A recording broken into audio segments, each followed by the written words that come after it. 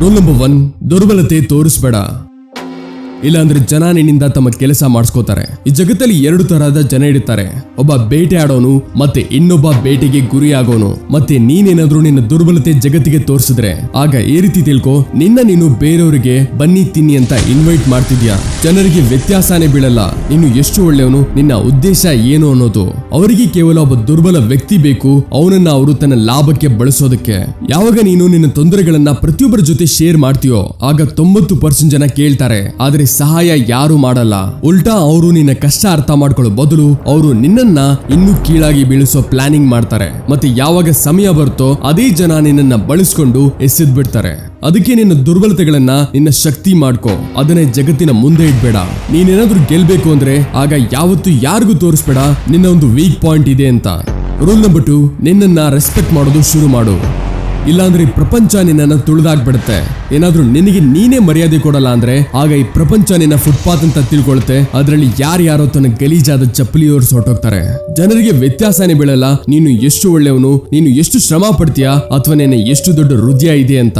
ಏನಾದ್ರೂ ನಿನ್ನನ್ನ ನೀನು ದುರ್ಬಲವಾಗಿ ತೋರಿಸಿದ್ರೆ, ಏನಾದ್ರೂ ನೀನು ಬೇರೆಯವ್ರ ಮುಂದೆ ನಿನ್ನ ವ್ಯಾಲ್ಯೂ ಕಡಿಮೆ ಮಾಡಿದ್ರೆ ಆಗ ಜನ ನೀನು ಒಂದು ಕಸ ಅಂತ ಮೂಲೆ ಮಾಡ್ತಾರೆ.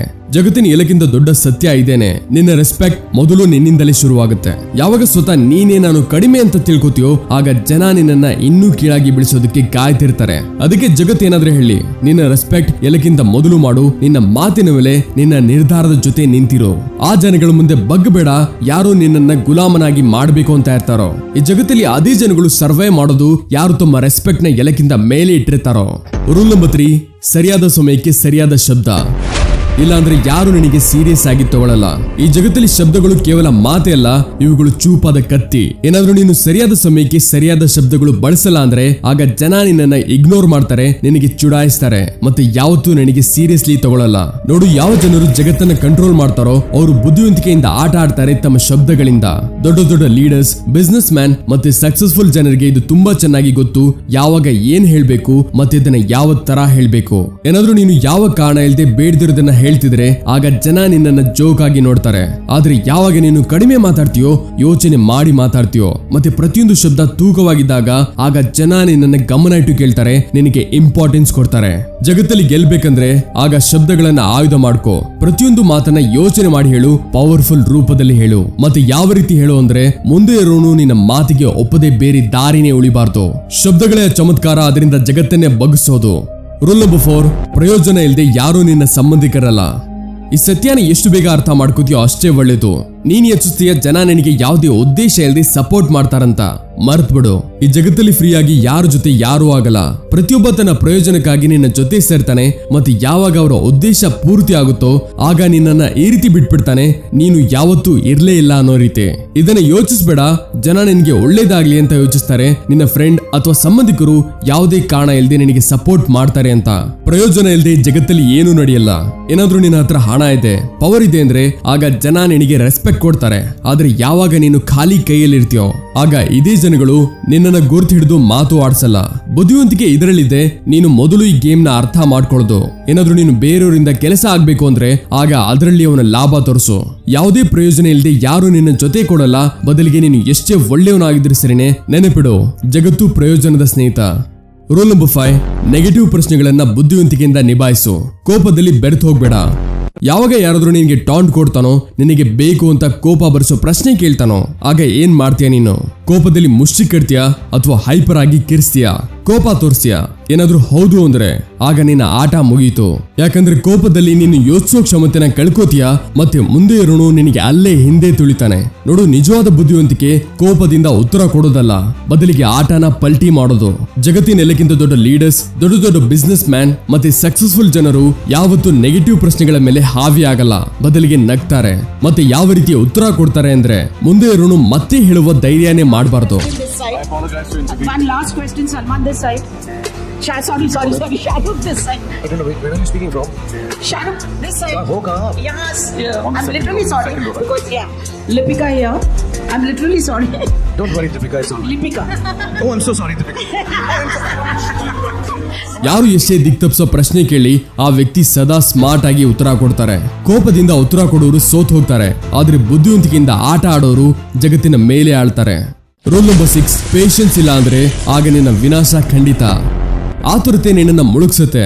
ಏನಾದ್ರೂ ನಿನ್ನಲ್ಲಿ ತಾಳ್ಮೆ ಇಲ್ಲ ಅಂದ್ರೆ ಆಗ ನೀನು ಖಂಡಿತ ಬೀಳ್ತೀಯ. ಅರ್ಥ ಮಾಡ್ಕೋ. ಜಗತ್ತಿನ ಎಲ್ಲಕ್ಕಿಂತ ದೊಡ್ಡ ಆಟಗಾರ, ಎಲ್ಲಕ್ಕಿಂತ ದೊಡ್ಡ ಬಿಸ್ನೆಸ್ ಮ್ಯಾನ್, ಎಲ್ಲಕ್ಕಿಂತ ದೊಡ್ಡ ಯೋಧ, ಇವರೆಲ್ಲ ತಮ್ಮ ಗೇಮ್ ಆಡೋದಕ್ಕೆ ಸರಿಯಾದ ಸಮಯಕ್ಕೆ ಕಾಯ್ತಾರೆ. ಆದ್ರೆ ನೀನೇನ್ ಮಾಡ್ತೀಯ? ಆತುರ, ಬೇಗಲೇ ಬೇಕು, ಬೇಗ ರಿಸಲ್ಟ್ ಮತ್ತೆ ಬೇಗ ಸಕ್ಸಸ್. ಮತ್ತೆ ಇದೇ ಆತುರತೆಯಲ್ಲಿ ನೀನು ಈ ರೀತಿ ಅವಾಂತರ ಮಾಡ್ಕೋತೀಯ. ಅದರ ಪಶ್ಚಾತ್ತಾಪ ನಿನಗೆ ಜೀವನವಿಡೀ ಇರುತ್ತೆ. ಈ ಜಗತ್ತು ಬುದ್ಧಿವಂತ ಜನರಿಂದ ತುಂಬಿ ಬಿದ್ದಿದೆ. ಅವರು ನಿನಗೆ ಪ್ರೆಷರ್ ಆಗ್ತಾರೆ.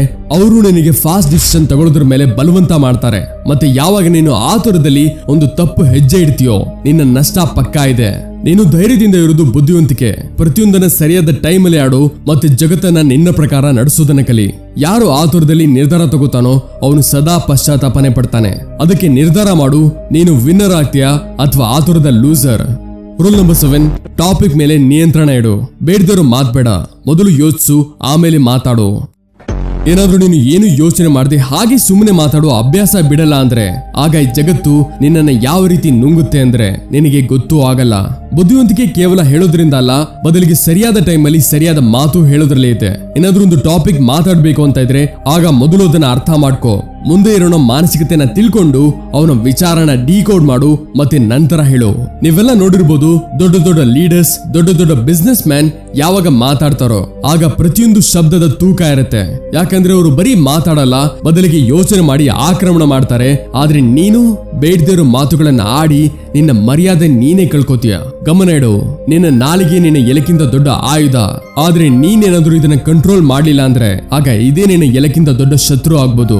ಮಾತಾಡೋದಕ್ಕಿಂತ ಮೊದಲು ಯೋಚಿಸು, ಆಗಲೇ ನೀನು ಈ ಗೇಮ್ ಅಲ್ಲಿ ಕೊನೆ ತನಕ ಇರ್ತೀಯ. Rule number 8, eye contact. ಕಣ್ಣಲ್ಲಿ ಕಣ್ಣಿಟ್ಟು ಮಾತಾಡು. ಇಲ್ಲ ಅಂದ್ರೆ ನೀನು ಒಬ್ಬ ದುರ್ಬಲ ವ್ಯಕ್ತಿ ಅಂತ ತಿಳ್ಕೋತಾರೆ. ಏನಾದ್ರೂ ನೀನು ಒಬ್ಬರ ಜೊತೆ ಮಾತಾಡ್ಬೇಕಾದ್ರೆ ಅವರ ಕಣ್ಣಲ್ಲಿ ನೋಡೋದಕ್ಕೆ ಆಗಲ್ಲ ಅಂದ್ರೆ ಆಗ ಮುಂದೆ ಇರೋನು ನೀನು ವೀಕ್ ಅಂತ ತಿಳ್ಕೋತಾನೆ. ಈ ಪ್ರಪಂಚ ಕೇವಲ ಆ ಜನರನ್ನ ಸೀರಿಯಸ್ ಆಗಿ ತಗೊಳುತ್ತೆ ಯಾರು ತನ್ನನ್ನ ಸೀರಿಯಸ್ ಆಗಿ ತಗೋತಾರೋ. ಮತ್ತೆ ನಿನ್ನ ಐ ಕಾಂಟ್ಯಾಕ್ಟ್ ಇದನ್ನ ಸಾಬೀತ್ ಮಾಡೋದು. ಮುಂದೆ ಇರೋನು ನಿನಗೆ ಎಷ್ಟು ಮರ್ಯಾದೆ ಕೊಡ್ತಾನೆ ಅಂತ. ಯಾವಾಗ ನೀನು ಮುಂದೆ ಇರೋನ ಜೊತೆ ಕಣ್ಣಲ್ಲಿ ಕಣ್ಣಿಟ್ಟು ಮಾತಾಡ್ತೀಯೋ ಆಗ ಮುಂದೆ ಇರೋನು ನಿನ್ನನ್ನ ಹಗುರವಾಗಿ ತಗೊಳ್ಳೋ ತಪ್ಪು ಮಾಡಲ್ಲ. ಆದ್ರೆ ನೀನು ನಿನ್ನ ದೃಷ್ಟಿ ಬಗ್ಗಿಸಿ ಆ ಕಡೆ ಈ ಕಡೆ ನೋಡ್ತಿದ್ರೆ ಆಗ ಮುಂದೆ ಇರೋನು ಅರ್ಥ ಮಾಡ್ಕೋತಾನೆ ಸ್ವತಃ ನೀನೇ ನಿನ್ನ ಮಾತ್ ಮೇಲೆ ಭರವಸೆ ಇಡಲ್ಲ. ಮತ್ತೆ ಆಮೇಲೆ ನಿನಗೆ ದಬಾಯಿಸಿ ನಿನ್ನನ್ನ ಕಂಟ್ರೋಲ್ ಮಾಡ್ತಾರೆ. ರಾಜಕಾರಣಿ ಆಗ್ಲಿ, ಬಿಸ್ನೆಸ್ ಮ್ಯಾನ್ ಆಗ್ಲಿ, ಬಾಕ್ಸರ್ ಅಥವಾ ಕ್ರಿಕೆಟರ್ ಇರ್ಲಿ, ಪ್ರತಿಯೊಬ್ಬರು ತನ್ನ ಐ ಕಾಂಟ್ಯಾಕ್ಟ್ ಇಂದ ತನ್ನ ಶಕ್ತಿ ತೋರಿಸ್ತಾನೆ. ಅದಕ್ಕೆ ಮುಂದಿನ ಸಲ ಮಾತಾಡ್ಬೇಕಾದ್ರೆ ಆಗ ಕಣ್ಣಲ್ಲಿ ಕಣ್ಣಿಟ್ಟು ಮಾತಾಡು. ಕಣ್ಣಲ್ಲಿ ಕಣ್ಣಿಟ್ಟು ಹೇಳು ನೀನು ಯಾವುದೇ ಸಾಮಾನ್ಯ ವ್ಯಕ್ತಿ ಅಲ್ಲ ಅಂತ. ರೂಲ್ ನಂಬರ್ 9, ಉಡಾಫೆ ಮತ್ತೆ ಲಕ್ಷ್ಯಹೀನ ಜನರಿಂದ ದೂರ ಇರು. ಇಲ್ಲಾಂದ್ರೆ ನೀನು ಬರ್ಬಾದ್ ಆಗೋಗ್ತೀಯ. ಏನಾದ್ರೂ ನೀನು ಈ ರೀತಿ ಜನಗಳ ಜೊತೆ ಓಡಾಡ್ತಿದ್ಯಾ, ಅವರ ಯಾವುದೇ ಗುರಿ ಇಲ್ಲ, ಯಾವುದೇ ಕನಸಿಲ್ಲ, ಆಗ ಸ್ವತಃ ನೀನೇ ನಿನ್ನ ಕನಸಿಗೆ ಗುಂಡಿ ತೋಡ್ತಿದ್ಯಾ. ಯಾಕಂದ್ರೆ ಜಗತ್ತು ನಿನಗೆ ಅದೇ ರಸ್ತೆಯಲ್ಲಿ ತಳ್ಬಿಡುತ್ತೆ. ಏನಾದ್ರೂ ನೀನೊಬ್ಬ ಉಡಾಫೆ ಗುರಿ ಇಲ್ದಿರೋ ಕೆಲಸ ಮಾಡ್ದಿರೋ ವ್ಯಕ್ತಿ ಜೊತೆ ಇದ್ರೆ ಆಗ ಬೇಗನೆ ನಿಂದು ಇದೇ ಗತಿ ಆಗೋಗುತ್ತೆ. ಅರ್ಥ ಮಾಡ್ಕೋ. ಏನಾದ್ರೂ ನೀನೊಂದು ಸಿಂಹಗಳ ಗುಂಪಲ್ಲಿ ಇದ್ರೆ ಆಗ ಬೇಟೆ ಆಡೋದನ್ನ ಕಲ್ತ್ ಬಿಡ್ತೀಯ. ಆದ್ರೆ ಏನಾದ್ರೂ ಕತ್ತೆಗಳ ಜೊತೆ ಇದ್ರೆ ಆಗ ಕೇವಲ ಒದೆ ತಿಂತೀಯ. ಅದಕ್ಕೆ ನಿನ್ನ ಜೊತೆ ಈ ರೀತಿ ಜನಗಳು ಇಡು, ಯಾರು ತಾವೇ ಸ್ವತಃ ಮುಂದೆ ಬೆಳಿಬೇಕು ಅಂತ ಇರ್ತಾರೋ, ಯಾರು ತಮ್ಮ ಕನಸಿನ ಕಡೆ ಹುಚ್ಚರಿದಾರೋ. ನಿನ್ನ ಸುತ್ತಲೂ ಇರೋ ಜನ, ವಾತಾವರಣ ನಿನ್ನ ಭವಿಷ್ಯ ನಿರ್ಧರಿಸೋದು. ಅದಕ್ಕೆ ಯೋಚಿಸು, ಅರ್ಥ ಮಾಡ್ಕೋ ಮತ್ತೆ ಸರಿಯಾದ ಜನಗಳ ಜೊತೆ ಇರು. ಇಲ್ಲಾಂದ್ರೆ ಜಗತ್ತು ನಿನ್ನನ್ನ ಬರ್ಬಾದ್ ಮಾಡ್ಬಿಡುತ್ತೆ, ನಿನಗೆ ಗೊತ್ತಿಲ್ತೇನೆ. ರೂಲ್ ನಂಬರ್ 10, ಏನಾದ್ರೂ ನೀನೊಬ್ಬ ಪ್ರಾಮಾಣಿಕ ಒಳ್ಳೆ ವ್ಯಕ್ತಿ, ಯಾರ ಜೊತೆನೂ ಮೋಸ ಮಾಡಲ್ಲ ಅಂದ್ರೆ ಆಗ ಇದರ ಅರ್ಥ ಇದೇನಲ್ಲ, ಜಗತ್ತು ನಿನಗೆ ಹಾಗೆ ಬಿಟ್ಬಿಡತ್ತೆ ಅಂತ. ನೆಟ್ಟಿಗಿರೋ ಮರನ ಎಲ್ಲಕ್ಕಿಂತ ಮೊದಲು ಕಡಿತಾರೆ ಮತ್ತೆ ತಮ್ಮ ಪಾಡಿಗಿರೋ ಸೀದಾ ಸಾದಾ ಜನರನ್ನ ಎಲ್ಲಕ್ಕಿಂತ ಜಾಸ್ತಿ ಲೂಟಿ ಮಾಡ್ತಾರೆ. ಏನಾದ್ರೂ ನಿನ್ನ ಒಳಗೆ ಭಯ, ಅಮಾಯಕತೆ, ಮುಗ್ಧತೆಯ ವಾಸನೆ ಬಂದ್ರೆ ಆಗ ಜಗತ್ತು ನಿನ್ನ ನುಂಗು ಬಿಡುತ್ತೆ. ಮತ್ತೆ ನಿನ್ನ ಹತ್ರ ಆಗ ಪಶ್ಚಾತ್ತಾಪ ಬಿಟ್ರೆ ಬೇರೆ ಏನೂ ಉಳಿಯಲ್ಲ. ಅದಕ್ಕೆ ನೆನಪಿಡು, ಈ ಪ್ರಪಂಚ ನಿನ್ನ ಸತ್ಯ ನೋಡಲ್ಲ, ನಿನ್ನ ವ್ಯಕ್ತಿತ್ವ ನೋಡುತ್ತೆ. ಏನಾದ್ರೂ ಜನ ನಿನಗೆ ಲೈಟ್ ಆಗಿ ತಗೋತಾರೆ, ನಿನ್ನನ್ನ ಅದುಮೋದಕ್ಕೆ ನೋಡಿದ್ರೆ ಆಗ ಅವ್ರಿಗೆ ಇದು ಅರ್ಥ ಮಾಡಿಸು, ನೀನು ಯಾವುದೇ ಆಟ ಸಾಮಾನಲ್ಲ, ಬೆಂಕಿ ಅಂತ. ನೀನು ಎಷ್ಟೇ ಒಳ್ಳೆಯವನಾಗಿದ್ರು ಸರಿನೆ, ಆದ್ರೆ ಯಾವಾಗ ಕೆಟ್ಟ ಜನಗಳು ಮುಂದೆ ಬರ್ತಾರೋ ಆಗ ಅವರಿಗೆ ನೀನು ಈ ರೀತಿ ರೂಪ ತೋರಿಸು, ಇದು ಅವರ ತಲೆಯಲ್ಲೂ ಬರಬಾರ್ದು ನೀನು ವೀಕ್ ಅಂತ. ಇಲ್ಲ ಅಂದ್ರೆ ಒಂದಿನ ನಿನಗೆ ನೀನೇ ದ್ವೇಷಿಸ್ತೀಯ, ಯಾಕೆ ನೀನು ನಿನ್ನ ಶಕ್ತಿ ತೋರಿಸ್ಲಿಲ್ಲ ಅಂತ. ಮತ್ತೆ ಲಾಸ್ಟ್ ಬೋನಸ್ ರೂಲ್ ನನ್ನ ಎಲ್ಲಾ ಪ್ರೀತಿಯ ಸ್ನೇಹಿತರಿಗೆ, ಅದೇನಂದ್ರೆ ಸ್ನೇಹಿತರೆ, ಮನಸ್ಸಿಂದಲ್ಲ ಬುದ್ಧಿವಂತಿಕೆಯಿಂದ ನಿರ್ಧಾರ ತಗೊಳ್ಳಿ. ಇಲ್ಲಾಂದ್ರೆ ಜಗತ್ತು ನಿನ್ನನ್ನ ಯೂಸ್ ಮಾಡಿ ಎಸೆದ್ ಬಿಡುತ್ತೆ. ಏನಾದ್ರೂ ನೀನು ಪ್ರತಿಯೊಂದು ಮನಸ್ಸಿಗೆ ತಗೊಂಡು ಇಮೋಷನಲ್ ಆಗಿ ನಿರ್ಧಾರ ತಗೊಂಡ್ರೆ ಆಗ ಈ ಜಗತ್ತು ನಿನ್ನನ್ನು ರುಬ್ಬಿಡುತ್ತೆ. ಈ ಜಗತ್ತಲ್ಲಿ ಯಾರು ಮನಸ್ಸಿಂದ ಒಳ್ಳೆಯವರು ಇರ್ತಾರೋ ಅವರಿಗೆ ಎಲ್ಲಕ್ಕಿಂತ ಹೆಚ್ಚು ಮೋಸ ಮಾಡೋದು. ಜನ ನಿನಗೆ ಪ್ರೀತಿ ಗೆಳೆತನದ ಹೆಸರೇಳಿ ನಿನ್ನ ಯೂಸ್ ಮಾಡ್ತಾರೆ. ಮತ್ತೆ ಯಾವಾಗ ನೀನು ಅವ್ರ ಕೆಲಸಕ್ಕೆ ಉಪಯೋಗ ಬರಲ್ವೋ ಆಗ ನಿನ್ನ ಬಿಟ್ಬಿಡ್ತಾರೆ. ನೋಡಿ, ಜಗತ್ತು ಭಾವನೆಗಳಿಂದಲ್ಲ ಬುದ್ಧಿವಂತಿಕೆಯಿಂದ ಓಡೋದು. ನೀನು ನಿನ್ನ ಇಮೋಷನ್ಗಳ ಮೇಲೆ ಕಂಟ್ರೋಲ್ ಮಾಡೋದು ಕಲಿಬೇಕಾಗತ್ತೆ. ಇಲ್ಲ ಅಂದ್ರೆ ಜನ ನಿನಗೆ ಪದೇ ಪದೇ ಗೂಬೆ ಕೂರಿಸ್ತಾರೆ. ಏನಾದ್ರೂ ನೀನು ಒಬ್ಬರಿಗೆ ಸಹಾಯ ಮಾಡಿದ್ರೆ, ಒಬ್ಬರ ಮೇಲೆ ಭರವಸೆ ಇಟ್ಟಿದ್ರೆ, ಆಗ ಮೊದಲು ಇದನ್ನು ಯೋಚಿಸು, ಈ ವ್ಯಕ್ತಿ ಏನಾದ್ರೂ ನಿನಗೆ ಗೂಬೆ ಕೂರಿಸ್ತಿದ್ದಾನ ಅಂತ. ಮನಸ್ಸು ದೊಡ್ಡದಿಡು, ಆದ್ರೆ ಬುದ್ಧಿ ಇನ್ನೂ ದೊಡ್ಡದಿಡು. ಇಲ್ಲಾಂದ್ರೆ ಜಗತ್ತು ನಿನಗೆ ಎಷ್ಟು ಮೂರ್ಖ ಮಾಡುತ್ತೆ ಅಂದ್ರೆ ನಿನ್ನ ಮೇಲಿಂದ ನಿನಗೆ ಭರವಸೆ ಹೊರಟೋಗುತ್ತೆ. ನೀವೆಲ್ಲ ಈ 10 ರೂಲ್ಸ್ ನ ನಿಮ್ಮ ಲೈಫ್ ಅಲ್ಲಿ ಅಪ್ಲೈ ಮಾಡೋದಕ್ಕೆ ರೆಡಿ ಇದ್ದೀರಾ? ರೆಡಿ ಇದ್ರೆ ಆಗ ಕಮೆಂಟ್ ಬಾಕ್ಸ್ ಅಲ್ಲಿ ಎಸ್ ಐ ಕ್ಯಾನ್ ಅಂತ ಖಂಡಿತ ಬರೀರಿ. ಮತ್ತೆ ಈ 10 ರೂಲ್ಸ್ ನ ನಿಮ್ಮ ಲೈಫ್ ಅಲ್ಲಿ ಅಪ್ಲೈ ಮಾಡಿ ಈ ಜಗತ್ತಲ್ಲಿ ಬುದ್ಧಿವಂತಿಕೆಯಿಂದ ಮುಂದೆ ಬೆಳೆಯಿರಿ. ಈ ವಿಡಿಯೋ ನಿಮ್ಮ ಜೀವನದಲ್ಲಿ ಸ್ವಲ್ಪ ಆದ್ರೂ ಹೆಲ್ಪ್ ಆಗಿದ್ರೆ ಕಮೆಂಟ್ಸ್ ಅಲ್ಲಿ ತಿಳಿಸಿ. ಇದರಿಂದ ತುಂಬಾ ಜನರಿಗೂ ತಿಳಿಯುತ್ತೆ ವಿಡಿಯೋ ನಿಜವಾಗ್ಲೂ ಲೈಫ್ ಚೇಂಜಿಂಗ್ ಅಂತ. ಸೊ ವಿಡಿಯೋನ ಲೈಕ್ ಮಾಡಿ, ಮತ್ತೆ ಹೊಸಬರಾಗಿದ್ರೆ ಮರೀದೇ ಸಬ್ಸ್ಕ್ರೈಬ್ ಮಾಡಿ. ಯಾಕಂದ್ರೆ ಇದೇ ರೀತಿಯಾದ ಲೈಫ್ ಚೇಂಜಿಂಗ್ ಫ್ರೀ ವಿಡಿಯೋಸ್ ನಿಮಗೆ ಮೊದಲು ಸಿಗೋದಕ್ಕೆ. ಮತ್ತೆ ಈ ವಿಡಿಯೋ ಯಾರಿಗೆ ಅವಶ್ಯಕತೆ ಇದೆಯೋ ಆ ಒಬ್ಬ ವ್ಯಕ್ತಿಗೆ ಶೇರ್ ಖಂಡಿತ ಮಾಡಿ. ಇನ್ಸ್ಟಾಗ್ರಾಮ್ ಅಲ್ಲಿ ಇನ್ಸ್ಪೈರಿಂಗ್ ವಿಡಿಯೋಸ್ ರೆಡಿ ಇದೆ ನಿಮಗೋಸ್ಕರ, ಹೋಗಿ ಫಾಲೋ ಮಾಡಿ, ಕೆಳಗೆ ಲಿಂಕ್ ಕೊಟ್ಟಿರ್ತೀನಿ. ಮತ್ತೆ ಈ ವಿಡಿಯೋ ನೋಡೋದನ್ನ ಮಾತ್ರ ಖಂಡಿತ ಮರಿಬೇಡಿ, ಯಾಕಂದ್ರೆ ಖಜಾನೆ ಅಡಗಿದೆ, ಮಿಸ್ ಮಾಡ್ಕೋತೀರಾ. ಸಿಗೋಣ ಮುಂದಿನ ವಿಡಿಯೋದಲ್ಲಿ. Keep learning and keep growing.